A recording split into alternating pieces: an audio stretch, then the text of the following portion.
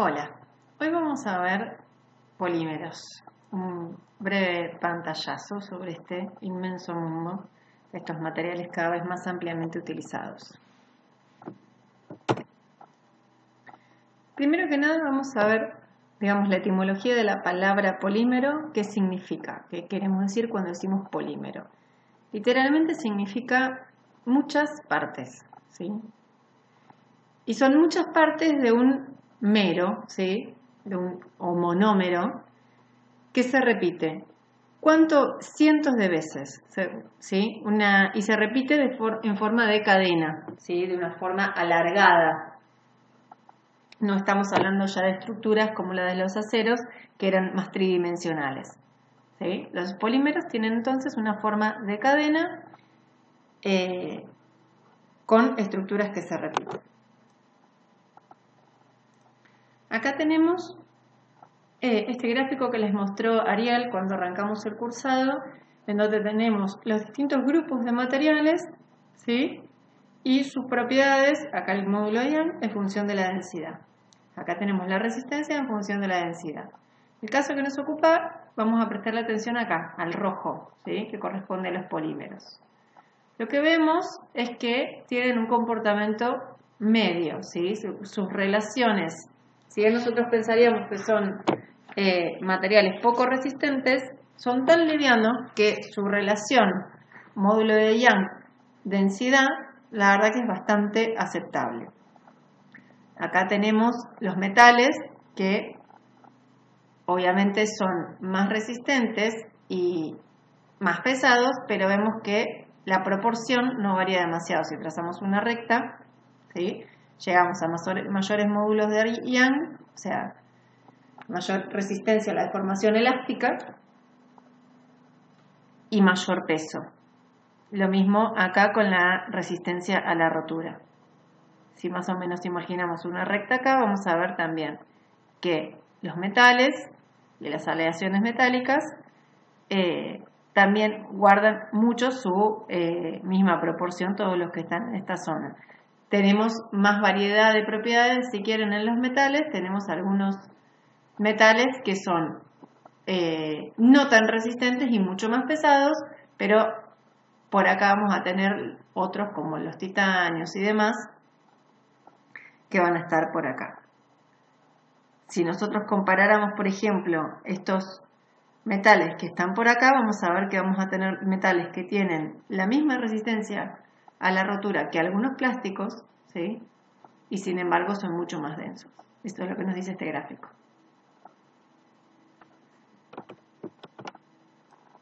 ¿Cómo es la estructura de esos polímeros que forman todos esos metales que vimos antes? Esos plásticos que vimos antes. Tenemos policarbonato, nylon, PET, PVC. Esos son los materiales de los que estamos hablando. Muchos de esos nombres ya les deben sonar. Ahora vamos a estudiar qué significan esos nombres, qué son y qué propiedades tienen. Pero ¿qué tienen en común todos estos metales? Que están todos formados por largas cadenas de meros, dijimos, y esas cadenas están formadas a su vez por átomos de carbono. ¿Y cómo están unidas? Por enlaces covalentes, ¿sí? Y de alguna forma partieron alguna vez de ser moléculas de átomos de carbono unidos por enlaces dobles, ¿sí? ¿Y cómo se fue realizando la polimerización? Una de las formas en las que se realiza es, de alguna forma, se rompe uno de estos dos ligamentos, ven que acá tenemos una unión doble, y deja una unión disponible para que se enlace con otro átomo de carbono más. Y así se va generando la cadena de polímero. ¿Cuáles son las ventajas de usar estos materiales? Bueno, son un montón, ahí las tenemos enumeradas, ¿sí? Se dice que estamos no en vano en la era de los plásticos, desde más o menos principios del siglo XX, y desde ese momento no ha parado de crecer el consumo de plásticos, así que estamos en plena vigencia de esa era. ¿Y por qué es esto? Bueno, fundamentalmente porque son materiales muy baratos, muy disponibles, ¿sí? En general, la mayor parte se producen a partir del petróleo, que si bien se habla de que está escaseando con respecto a los niveles anteriores o la relación entre disponibilidad y consumo que había antes, pero sigue habiendo muchísima disponibilidad y es un material barato, por muy caro que esté, comparado con otros materiales. Y además también se van desarrollando cada vez más formas de generar plásticos a través de, por ejemplo, caña de azúcar, qué sé yo, o distintas plantaciones de materiales vegetales a través de las cuales también se producen plásticos, así que están muy disponibles. Tienen baja densidad, sí, son muy livianos, son muy fáciles de procesar y tienen un buen comportamiento, ¿sí?, funcional y estructural. O sea, yo puedo hacer cosas de cualquier forma de plástico, básicamente. Tengo muchas más posibilidades que con otros materiales. ¿Qué desventajas tienen? Bueno, tienen bajas prestaciones para solicitaciones mecánicas, o sea, la máxima resistencia posible. Ustedes vieron que hay cosas, en el primer gráfico que les mostré, hay ciertas resistencias que son imposibles de alcanzar con los plásticos. El segundo punto es muy importante, que es que tienen baja confiabilidad ante solicitaciones mecánicas. ¿Y qué significa esto de la baja confiabilidad? Que si bien yo puedo hacer un ensayo y determinar que un plástico tiene cierta propiedad, esa propiedad va a depender de tantas cosas que yo no puedo estar tan seguro de que esa resistencia se repita. Porque, por ejemplo, depende de las propiedades del polímero base. Entonces, si yo estoy fabricando, como pasa en la fábrica en la que trabajo yo, fabrico determinados tanques y le compraba siempre un proveedor, si yo los hago de acero, puedo ir variando el proveedor y el acero va a comportarse siempre prácticamente igual. Si yo hago un montón de ensayos de tracción del mismo material, la diferencia, ¿sí?, que vamos a tener entre uno y otro, la desviación estándar va a ser muy baja. En cambio, en los plásticos, si yo cambio de un proveedor a otro, si el polímero base con el que lo producen es diferente, o muy poquitas cosas que me cambien mi propio proveedor, o qué aditivos le agrega, vamos a ver que tienen un montón de otras pequeñas variables que se le pueden agregar para modificar sus propiedades.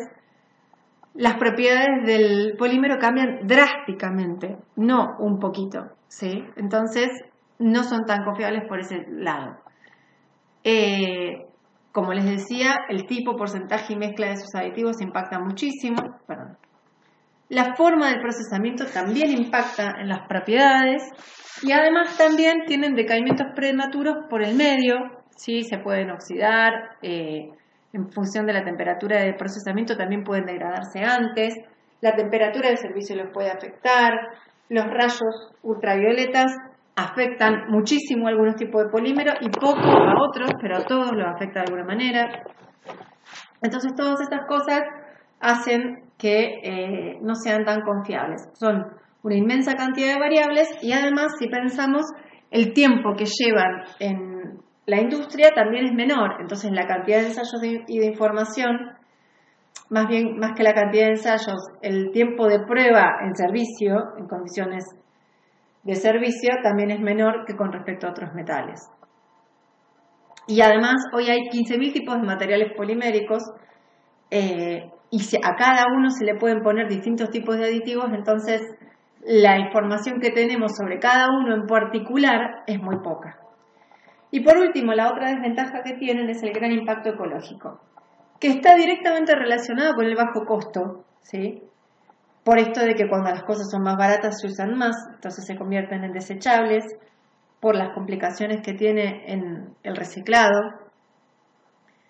que si bien se pueden reciclar, tiene ciertas limitantes que ahora las vamos a ver.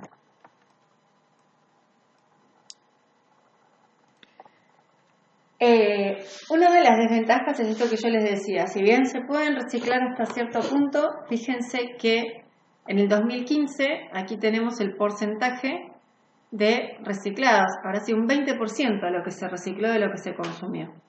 Y más de lo que se recicló se incineró, ¿sí? Y fíjense el porcentaje, un 50% más o menos, un poco más, se descartó. Significa que está en grandes basurales ahí esperando a probablemente ser incinerado algún día, por accidente o intencionalmente, pero creo que los que vivimos en localidades pequeñas vivimos a menudo que misteriosamente y muy convenientemente para los municipios y terriblemente perjudicial para la salud, los basurales se prenden fuego. Esto, además, si bien podemos decir, bueno, pero está buenísima la tendencia porque está aumentando el porcentaje que se recicla, me preocupa mucho ver que también aumenta el porcentaje que se incinera, si bien está prohibido en un montón de partes del mundo, sigue aumentando. Vamos a ver el siguiente gráfico.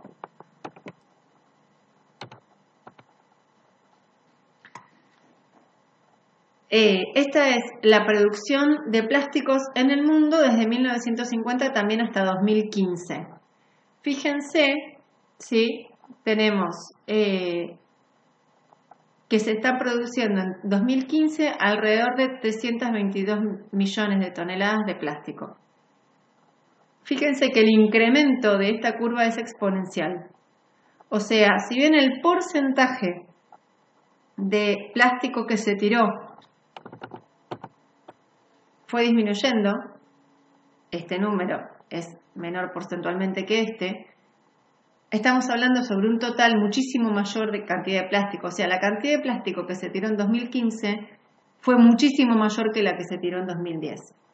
Porque en 2010 se produjo muchísimo más plástico.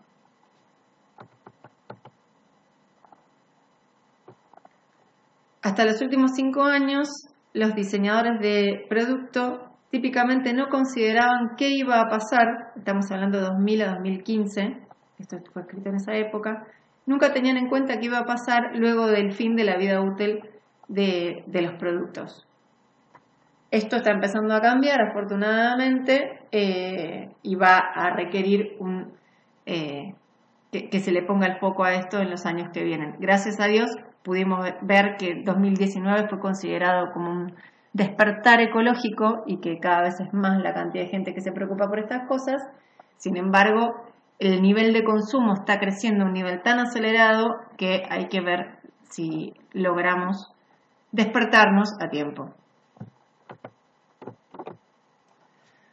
Con respecto a este gráfico, también les dije que me preocupaba esto, ¿sí? La cantidad de plásticos que se incineran. Existe un concepto que se llama huella ecológica, que espero que lo hayan escuchado, que mide el impacto de una persona, una ciudad o un país sobre la Tierra para satisfacer lo que consume y para absorber sus residuos. Nosotros venimos al mundo y a medida que nos movemos vamos generando gases de efecto invernadero cuando comemos, o sea, hasta las vacas tienen una huella ecológica. Generamos residuos. ¿Qué pasa con esos residuos? Consumimos recursos naturales, consumimos recursos que se agotan. Entonces, la pregunta sería, ¿cuántos mundos harían falta para, o cuántas hectáreas de tierra harían falta para contrarrestar mi impacto? ¿Sí? La media global, ¿sí? Este valor creo que está calculado, no sé si para Argentina, sí es 2,7 hectáreas, o capaz que no, es el promedio mundial. O sea, el promedio mundial de gente necesita 2,7 hectáreas, 3 campos de fútbol para poder contrarrestar el efecto de residir en la tierra, ¿sí? Hacen falta 3 campos de fútbol, ¿para qué? Para considerar que ahí tengo un poco de todo, árboles, un poco de agua, digamos, árboles generando y purificando el ambiente,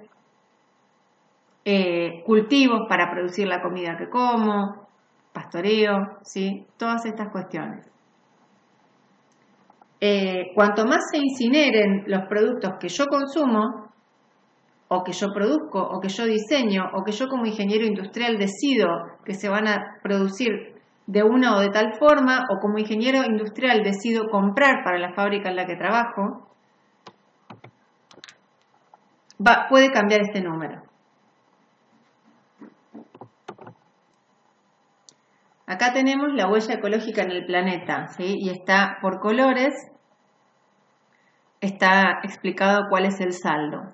Si nosotros estamos en un color verde, significa que tenemos un saldo a favor, que si todos consumiéramos ese nivel o sea, si todos tuviéramos una huella ecológica, todos necesitáramos esa cantidad de hectáreas para contrarrestar los efectos de nuestra existencia, todavía nos seguiría sobrando planeta para que haya más personas.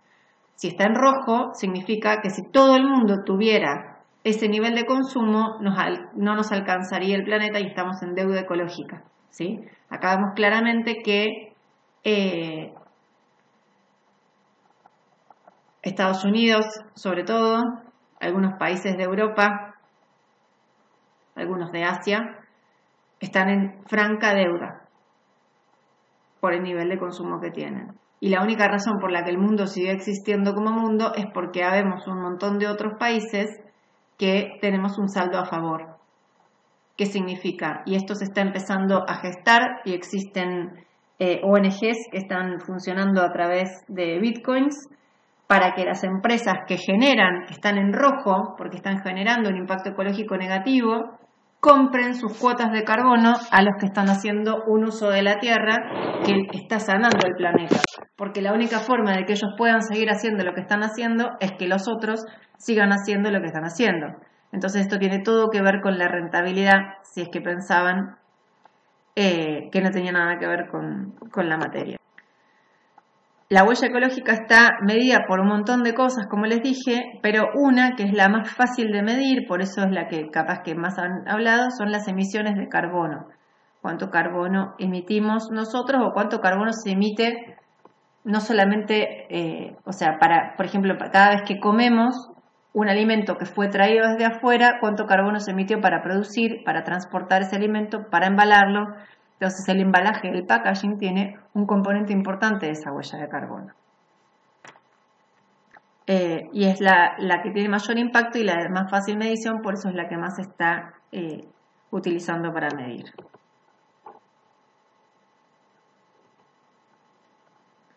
Acá lo que vemos es un zoom de la producción desde 1970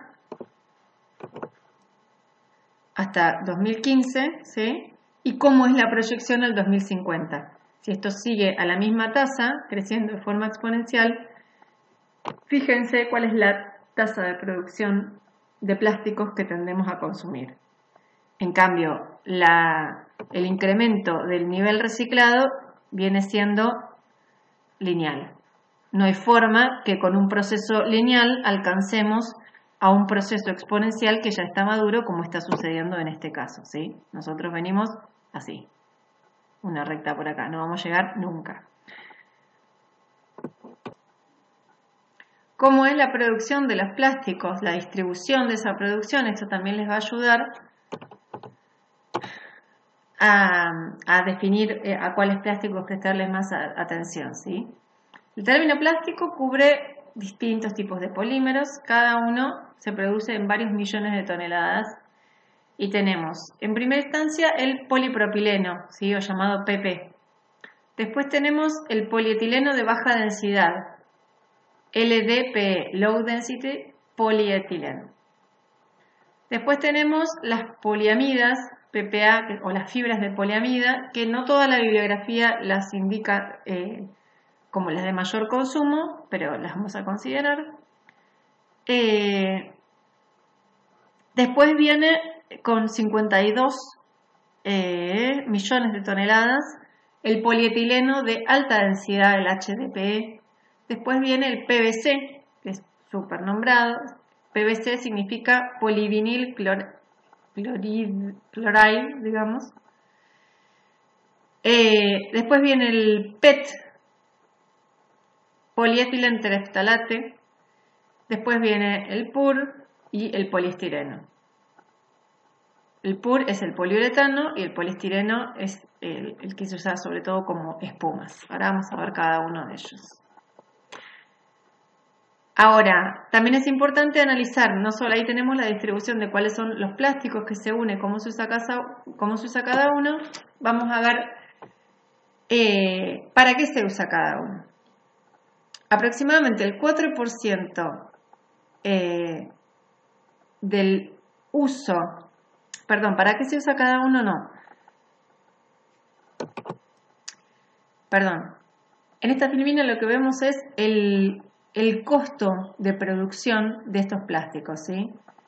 Los plásticos usan aproximadamente el 4% del petróleo, ¿sí? Del oil and gas, petróleo y gas que se usa en todo el mundo. El 4% de eso es a partir de petróleo. Y como sabemos, recientemente también se puede producir a partir de caña de azúcar. La pregunta ¿es esto bueno? En principio pensaríamos que sí, porque pensábamos que el petróleo es un recurso no renovable, o por lo menos es lo que yo pensé la primera vez, y que ahora podíamos producir estos elementos a partir de recursos renovables. Sin embargo, la caña de azúcar se planta en tierras fértiles en las que se produce comida, o la propia caña de azúcar también es alimento. Con lo cual, y por otro lado, prácticamente todas las tierras fértiles del mundo en condiciones de ser fácilmente explotadas están ocupadas. Entonces, lo que estamos haciendo es generar competencia en el uso de la tierra. Tierra que se usaba para producir alimentos, ahora se usa para producir otras cosas, como por ejemplo packaging, para que algo sea más vendible. Muchas veces ni siquiera tiene un objetivo útil en términos de cumplir con necesidades básicas. Entonces, mi punto de vista, si quieren, es que no es bueno para nada, porque eso va a estar completamente atado al aumento en el precio de los alimentos, porque es mucho más rentable producir plástico que producir alimentos, porque los alimentos hasta no hace demasiado, cuando yo era chica, por ejemplo, eran algo barato, y sin embargo son algo cada vez más caro porque estamos desplazándolos. Cada vez hay menos tierra para producir esos alimentos y ni hablar si queremos alimentos sanos. Y eso se ve desplazado por la plantación de caña de azúcar, por los biocombustibles. Entonces no está bueno tener que lograr que los alimentos tengan que competir en el espacio para otra cosa, porque lo único que va a hacer es aumentar el precio de esos alimentos y bajar su calidad, llevándolos a que se tengan que producir en confinación, como por ejemplo los feedlots. Acá sí tenemos cómo se usa el plástico, ¿sí? Por rubros. Fíjense que la mayor, esto en 2015, más del doble que la categoría siguiente, ¿sí? 146 millones de toneladas fueron para packaging. Packaging. Plástico de un solo uso que se va a tirar y que muchas veces no es necesario para el transporte. Luego tenemos 65 millones de toneladas utilizadas para edificios y construcción. Después viene, digamos, el conglomerado de todo lo demás. Y después viene 47 millones de toneladas de textiles. Y acá les voy a leer, si bien el dato contrasta, digamos, con el que está acá, porque tal vez lo saqué de 2016 al año siguiente. 2015 la cantidad de textiles fueron 47 millones, este es de 2016, fueron 70 millones de toneladas de termoplásticos utilizadas al año para producir textiles, ¿sí? La mayoría ropa y revestimiento, imagino que estos serán revestimientos, bueno, habría que buscar qué es carpeting. Más del 90% son fibras sintéticas, en general terestalato de polietileno, y son producidas en Asia. Asia, léase, sectores con muy pocos derechos laborales. El aumento de estas fibras sintéticas utilizadas en la ropa y las telas se ha dado a raíz de a expensas de una disminución en las fibras naturales como el algodón o la lana, los cuales requieren cantidades significativas de tierra para ser producidos. La industria de la fibra sintética ha crecido dramáticamente para lo que es ropa y telas y carpeting, gracias al interés en sus propiedades especiales como el estiramiento, absorción de la humedad, respirabilidad, demás. En el caso del packaging, los textiles, en este caso, los textiles tampoco son comúnmente reciclados. Y este es el dato que más me interesa. El promedio de ciudadanos norteamericanos consume 90 libras de textiles por año que tira, o sea, da por descartadas 90 libras de textiles. Y de acuerdo a Greenpeace, una persona promedio en 2016 compró 60% más ítems de ropa cada año que una persona promedio hace 15 años, un 60% más. Y además, esa ropa no solo que compra mucho más, sino que la usa por periodos de tiempo más cortos. O sea, damos por obsoletas cosas que antes se consideraban útiles. Esto tiene que ver con la obsolescencia programada, la obsolescencia percibida, que les invito a que lo investiguen. Después tenemos acá, ¿sí? Maquinaria industrial, 3 millones de toneladas. Fíjense el porcentaje con respecto al packaging. ¿Cuál es la necesidad real? Porque siempre que se habla de reducir el consumo, te ponen ejemplos de cosas que son absolutamente necesarias para mantener a la humanidad en este momento. Pero fíjense el porcentaje de las cosas que podrían ser realmente necesarias.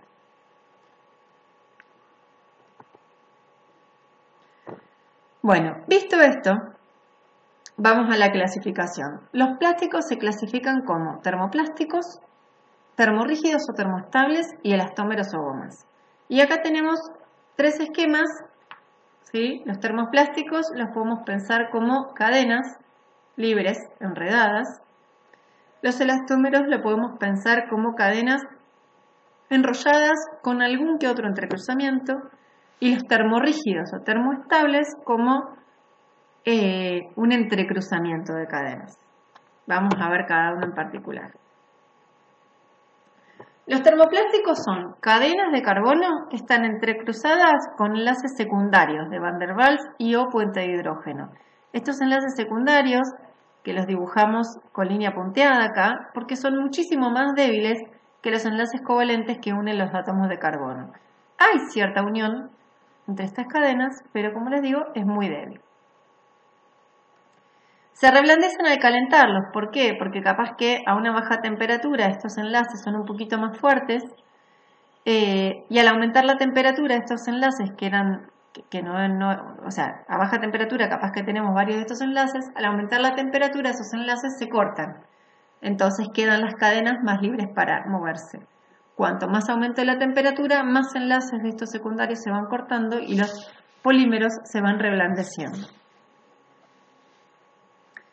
Las cadenas, aunque pueden interaccionar entre sí, permanecen químicamente diferenciadas y por eso sí se pueden reciclar. Bastante.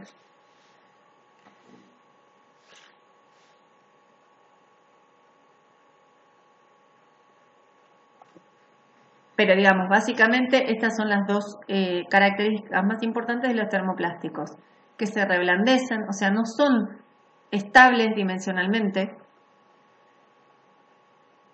y que se pueden reciclar. Por otro lado tenemos los termorrígidos o termoestables. Los termorrígidos tienen enlaces entre cadenas que son covalentes, es decir, yo tenía una cadena y esa cadena se enlaza con otra cadena con un enlace de la misma naturaleza que el que yo tenía en mi propia cadena. ¿Sí? No se diferencian en nada esos enlaces. Entonces, al calentarlos a distintas temperaturas, todos los enlaces tienen la misma resistencia, no pasa nada y son estables dimensionalmente. No se reblandecen, no se ablandan, no cambian de forma. Pero no se pueden reciclar porque cuando yo logro romper el enlace que me estaba uniendo esta cadena con esta otra, llegué a una temperatura tal que también me va a romper los enlaces internos de la cadena, porque son iguales. Entonces lo que voy a lograr es, si yo quiero reciclar un termorrígido mediante el calor, mediante el concepto tradicional que teníamos de reciclado, que es derretirlo y volver a armarlo, eso lo puedo hacer con un termoplástico, pero con un termorrígido no, porque no lo puedo derretir. Si ustedes agarran una lapicera Bic, van a ver que si prenden con un encendedor el capuchón se va a doblar. En cambio, el cuerpo de la lapicera es de termorrígido y se va a prender fuego y se va a quemar, pero nunca se va a ablandar. ¿Sí? Entonces, las principales propiedades es que tienen estabilidad dimensional y que con el método tradicional no se pueden reciclar. Además, este entrecruzamiento lleva a que tengan una red tridimensional que otorga mucha mayor rigidez, ¿sí? O sea, tienen alta resistencia mecánica. Las sillas, por ejemplo, los muebles, en general, todo esto que tiene que tener cierta resistencia se hace de termorrígidos. Y después tenemos los elastómeros o gomas que tienen como característica principal que se deforman elásticamente más de un 100%. Elásticamente, ¿qué significa? Que una vez que yo suelte la carga, vuelven a su posición inicial. Ahora, el comportamiento de las gomas no es lineal elástico, es elástico. Elástico significa vuelve a su posición inicial. Lineal elástico, vamos a buscar. Acá en la figura vemos tracción de formación para distintos materiales. Esta sería la curva para distintos plásticos, de hecho. Esta sería la curva para un elastómero. El elastómero se deforma siempre de forma elástica, no tiene deformación plástica. ¿Qué quiere decir eso? Que si queremos pensarlo en base a la definición, en realidad un elastómero es frágil. ¿Sí? Si nuestra definición de que algo frágil es sin deformación plástica, la ruptura de un elastómero es plástica. Si ustedes agarran una goma de cualquier tipo, la goma de borrar o la goma que sea, la estiran hasta que se corta, esperan un ratito, cuando vuelven a empatar las dos superficies van a ver que empatan perfectamente. En cambio, si hacen eso con un plástico o incluso con un metal que tuvo cierta deformación plástica, van a ver que no empatan. No puedo volver a armar la pieza, pegarla con la gotita y que me quede igual que antes. Me va a quedar deformada. Ahora, ¿por qué lo de esperar un ratito? Porque el comportamiento es además viscoelástico. ¿Qué significa viscoelástico? Que depende del tiempo. Entonces, si bien yo lo puedo estirar, recién después de pasado un cierto tiempo, que va a depender de cada elastómero, va a volver a la deformación cero una vez retirada la carga. En cambio, en los metales es prácticamente instantáneo. Y lo otro que vemos es que no es lineal el comportamiento. Para la mayoría de los termoplásticos sí es lineal, ¿sí? Significa que puedo representar con una recta la proporcionalidad entre deformación y tensión. En cambio, para un elastómero no es lineal, ¿sí? Ven que va cambiando la curvatura.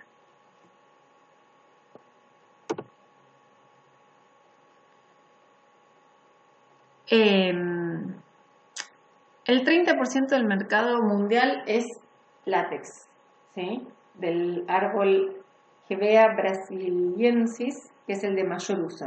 Eso se llama caucho natural.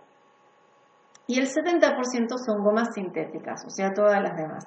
Pero ninguna goma artificial por sí sola tiene mayor uso que el caucho natural. O sea, el caucho natural, este que se usa en el 30%, es el que ampliamente mayor uso tiene. Otra cosa con respecto a los elastómeros. Acá tenemos distintos modelos de cómo sería la cadena de los elastómeros, ¿sí?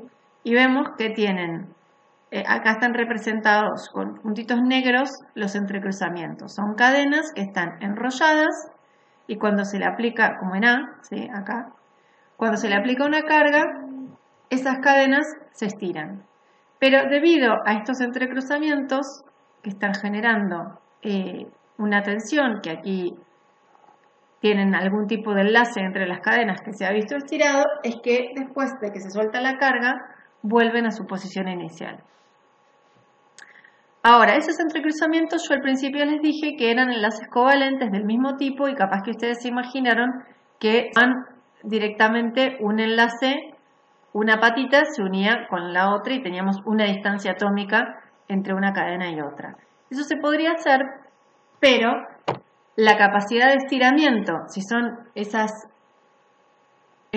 vínculos, estas uniones las que hacen que al estirarse se pueda deformar elásticamente, si yo solamente tuviera una distancia atómica entre una cadena y la otra, claramente no sería mucho lo que se podrían estirar los elastómeros. Lo que se hace es ponérsele azufre en el proceso que se llama vulcanizado.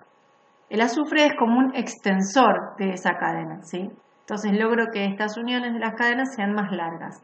Cuanto más largas son, después imagínense que si yo tiro de esta cadena para acá y de esta cadena para acá, cuanto más larga sea esta cadena, mayor va a ser el corrimiento relativo de una cadena con respecto a la otra y por ende el alargamiento total de mi caucho. Ese proceso, como les dije, se llama vulcanizado, en el que se le agrega azufre al látex natural para aumentar su elasticidad, su capacidad de formación elástica.